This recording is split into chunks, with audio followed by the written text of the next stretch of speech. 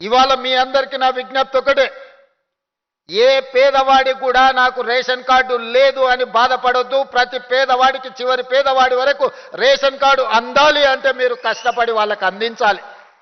నేను ఎందుకు ఈ మాట చెప్తున్నా అంటే, రేషన్ కార్డు వస్తే రేషన్ బియ్యం వస్తాయి, రేషన్ బియ్యం వస్తే రేషన్ కార్డు వస్తే ఇందిరమ్మ ఇల్లు వస్తుంది, రేషన్ కార్డు వస్తే ఇంటికి ఉచిత కరెంట్ వస్తుంది.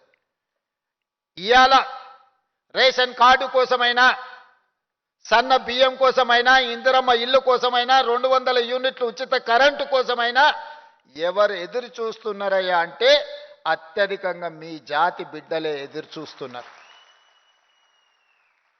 వాళ్ళకో వీళ్ళకో ఇతర ఆధారం ఉంది.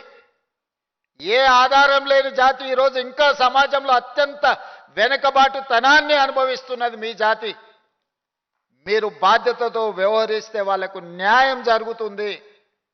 మీరు 99 రోజులు ఒక దీక్షలాగా చేస్తే మీ జాతికి ప్రత్యక్షంగా పరోక్షంగా మీరు మేలు చేసిన వాళ్ళు అవుతారు.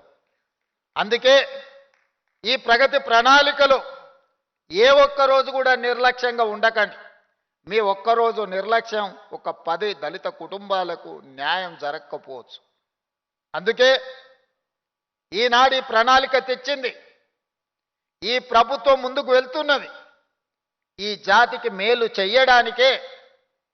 ముఖ్యంగా దళితులకు, గిరిజనులకు, ఆదివాసీలకు, వెనుకబడిన బలహీన వర్గాల కోసం సంక్షేమాన్ని, అభివృద్ధి ఫలాలను అందించాలని ఈనాడు మా ప్రభుత్వము చిత్తశుద్ధితో ప్రయత్నం చేస్తుంది.